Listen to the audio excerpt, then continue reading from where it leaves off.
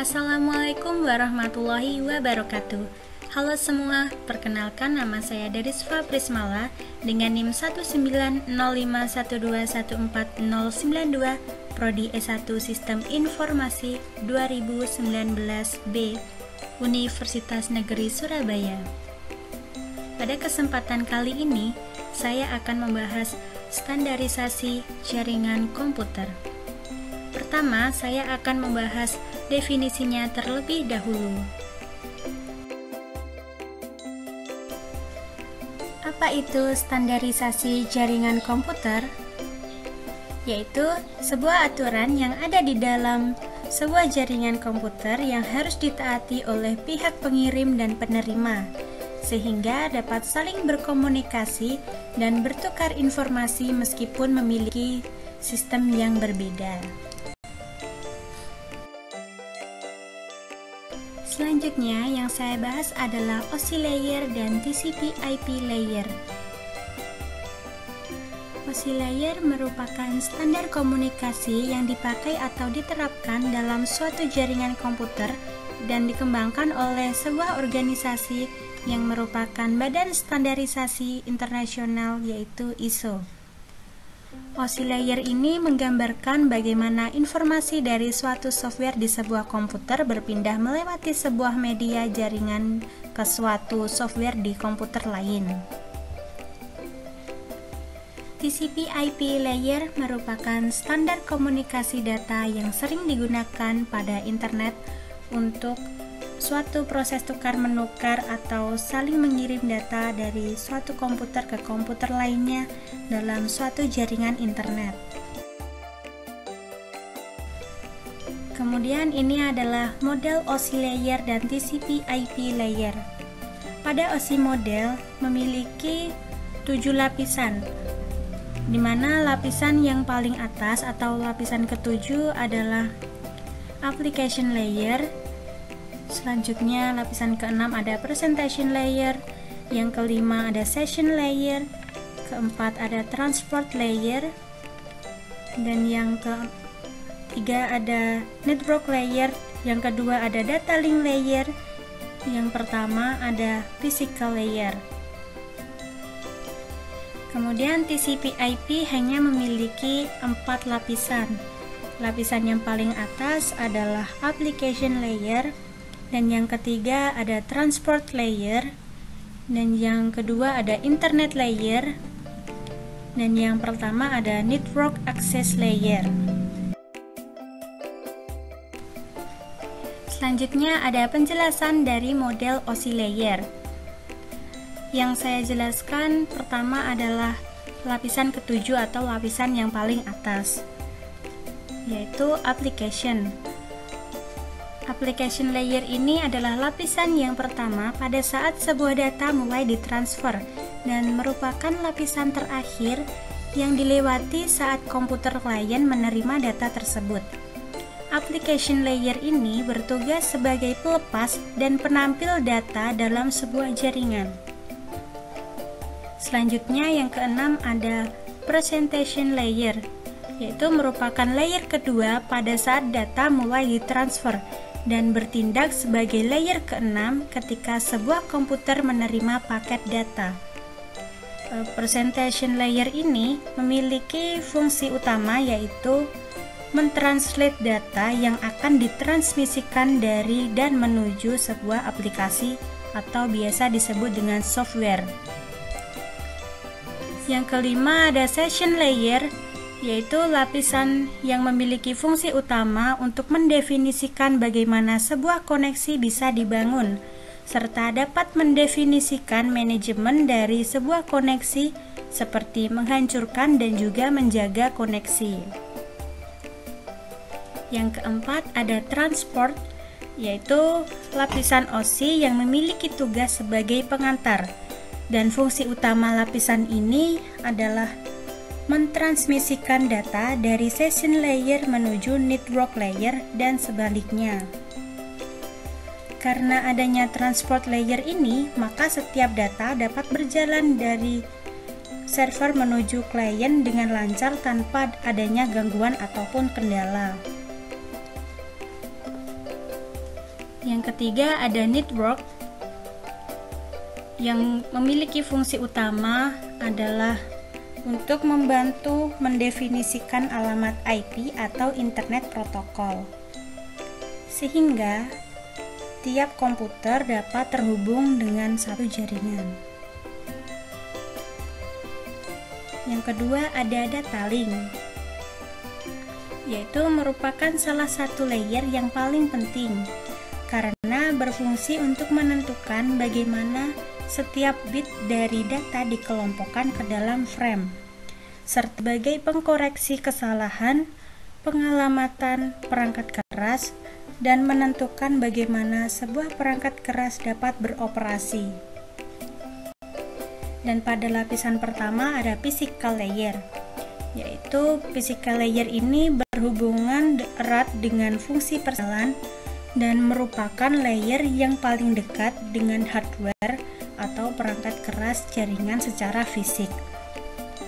Beberapa fungsinya yaitu mendefinisikan media transmisi jaringan, metode persinyalan, arsitektur jaringan, dan mengaplikasikan jaringan.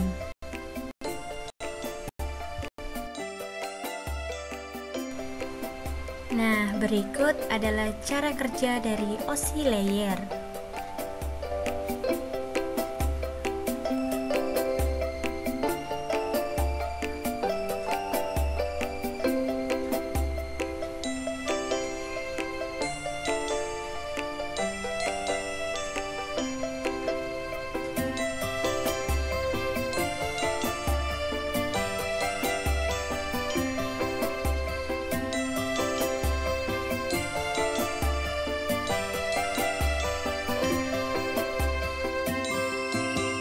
Selanjutnya adalah persamaan dan perbedaan OSI dengan TCP/IP.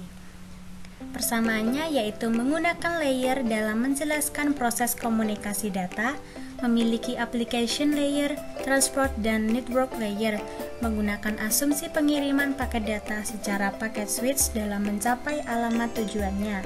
Bagi network profesional, kedua model ini harus dipelajari untuk memahami konsep dasar komunikasi data di jaringan. Perbedaan OSI dengan TCP/IP yaitu OSI memiliki 3 layer yang berkaitan dengan aplikasi atau software, yaitu application, presentation, dan session layer. TCP/IP hanya memiliki satu layer yaitu application layer. OSI memiliki proses komunikasi data di dalam jaringan secara fisikal yang dimodelkan dalam 2 layer yaitu data link dan physical layer. TCP/IP dimodelkan dalam satu layer yaitu network access. OSI memiliki 7 layer dalam menjelaskan proses komunikasi data yang ada dalam jaringan. TCP/IP hanya memiliki 4 layer. OSI jarang digunakan dalam mengakses internet. TCP/IP lebih populer dalam penggunaannya karena lebih sederhana ketimbang model OSI.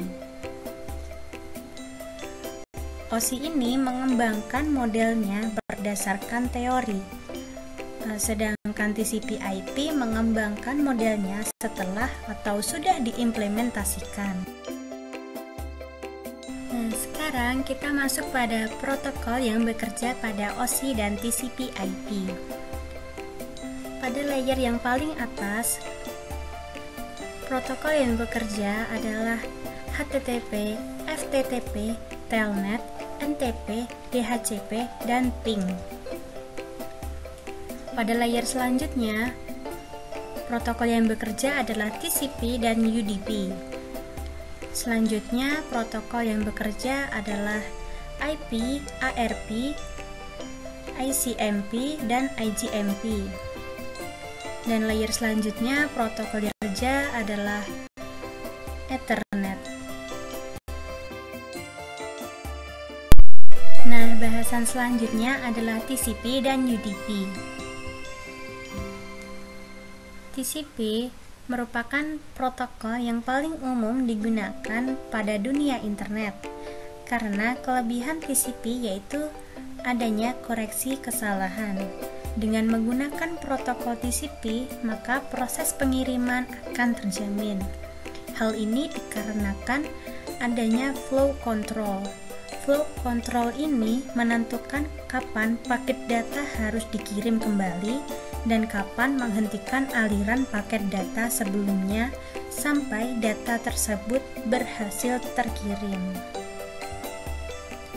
Kemudian UDP atau User Data Protocol merupakan suatu protokol yang digunakan untuk mengirimkan sebuah atau beberapa jumlah informasi yang lebih menekankan kecepatan dibandingkan kehandalan. Dengan pemanfaatan UDP yang tepat, transaksi informasi dapat berlangsung dengan lebih cepat meskipun agak kurang akurat. Tetapi dengan menggunakan UDP, komputer pengirim dan penerima pesan tidak perlu melakukan negosiasi saat pertukaran data. Hal ini dikarenakan data yang ditransferkan sudah sesuai settingan UDP.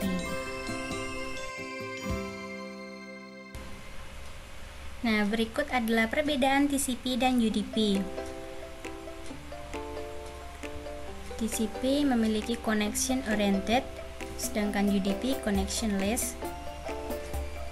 TCP connection based, sedangkan UDP not connection based.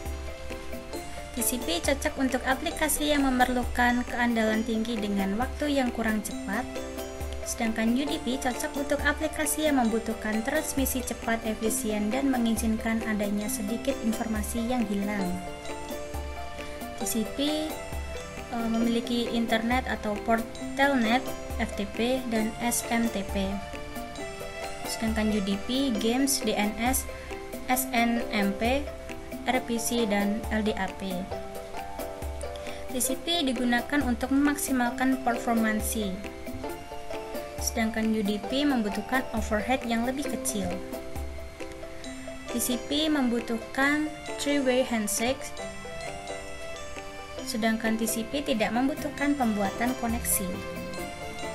Pada TCP, data akan terjamin sampai sesuai urutannya dan tidak ada data yang hilang, atau data tersebut akan tetap utuh. Pada UDP tidak terjamin, data akan sama persis dengan yang dikirimkan. Pada TCP, dapat mengizinkan transfer dengan data yang besar per paketnya. Sedangkan UDP hanya mengizinkan transfer data untuk data kecil per paketnya. TCP menawarkan keamanan yang lebih untuk spoofing attack. Sedangkan UDP tidak dapat menawarkan keamanan pada data yang dikirimkan. TCP memiliki flow control, sedangkan UDP tidak memiliki flow control. Pada ukuran TCP 20 byte, sedangkan UDP 8 byte. Nah, berikut adalah gambar atau animasi pengiriman paket data dalam TCP dan UDP. Dapat dilihat bahwa server UDP akan mengabaikan apabila terjadi kesalahan dan tidak akan mengirimkan ulang paket data jika paket data tersebut hilang. Dan sebaliknya, pada TCP akan segera memperbaiki atau mengirim ulang data apabila terjadi kesalahan saat mengirimkan paket data.